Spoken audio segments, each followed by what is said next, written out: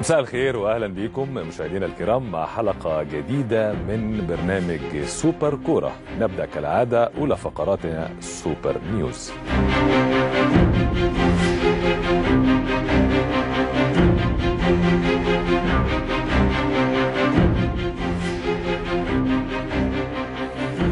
خلينا نبدا باخبار كده سريعه عن النادي الاهلي في السوبر نيوز. الاهلي بيربط احمد خيري بمقدم تعاقد، وان احمد خيري حصل بالفعل من النادي الاهلي على نصف مليون جنيه 500,000 جنيه، والاهلي لجأ الى تلك الخطوه كنوع من ربط اللاعب حتى يتمسك بتعاقده مع الاهلي وعدم الرضوخ لاي اغراءات سواء خارجيه او محليه او الابقاء في ناديه او الانتقال الى الزمالك. يبقى الاهلي خلص صفقه خلاص احمد خيري، وده اللي بيفسر هروبه دائما من التجديد مع مسؤولي الاسماعيلي. الاهلي ايضا بيرسل تاشيرات دخول مصر لاثنين لاعبين، واحد اسمه احسان جونيور ده ايفواري، والثاني من غانا اسمه بن زوزي، للحضور الى مصر للخضوع الى فتره اختبار قبل بدء التعاقد معهم خلال الفتره المقبله، واستعدادا لانطلاقه مباريات دوري المجموعات بدوري ابطال افريقيا بعد منتصف يوليو القادم.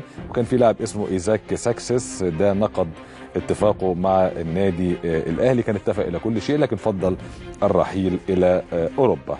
والاهلي بيضغط ايضا على اتحاد الكره لفتح باب القيد بصوره استثنائيه حتى يستطيع قيد لاعبيه محمد ناجي جدو واحمد فتحي وابو تريكه في حاله عدم استمرارهم في الاحتراف الخارجي، بجانب قيد الصفقات الجديده تمهيدا لقيدهم افريقيا قبل دور الثمانيه في افريقيا.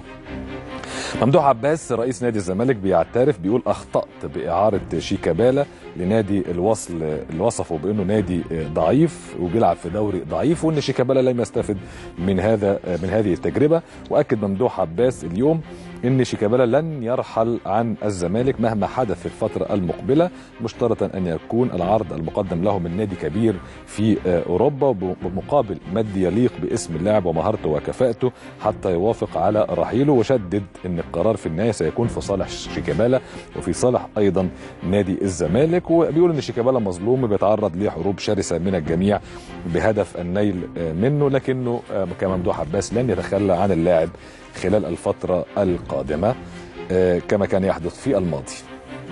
في استياء في اتحاد الكورة بسبب انه ابن نجل الكابتن ربيع ياسين اسمه عمر، كان لعيب كوره على فكره عمر وبطل بدري.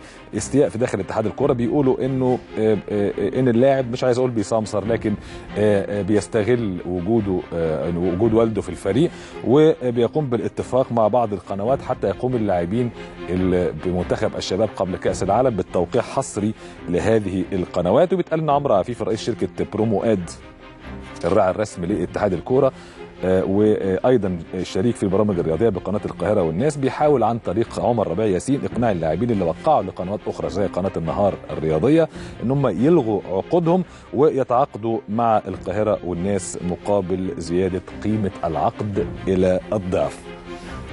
مسعد عوض حارس مرمى الاسماعيلي الشاب وحارس مرمى منتخب الشباب واحسن حارس في افريقيا في كاس الامم الافريقيه اللي فاتت، هدد الاسماعيلي قال له ان بقى قعدت تمطوح فيها في قصه النادي الاهلي وخلاص اتفق مع الاهلي على كل شيء، لكن الاسماعيلي رافض مبدا التقسيط في هذه الصفقه. بدا مسعد عوض هو مش مرتبط بتعاقد مع النادي ولسه لاعب هاوي، بدا يهدد بيقول انا هرحل مجانا او مسافر بره اي حته شهرين وارجع النادي الاهلي، يبقى الاسماعيلي لا هيطول كده ولا هيطول كده. فخلصوا الصفقه عن طريق وكيله طبعا بيقول هذا الكلام، خلصوا الصفقه بدل ما اعملها معاكم واخلع بعد كاس العالم.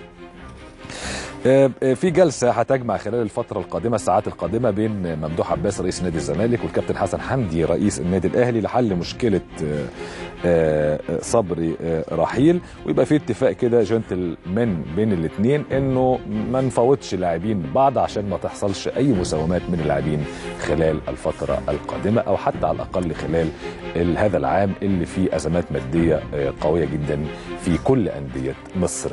دي كانت اخبارنا في السوبر نيوز. نذهب الان الى اهم ما سياتي في حلقه اليوم.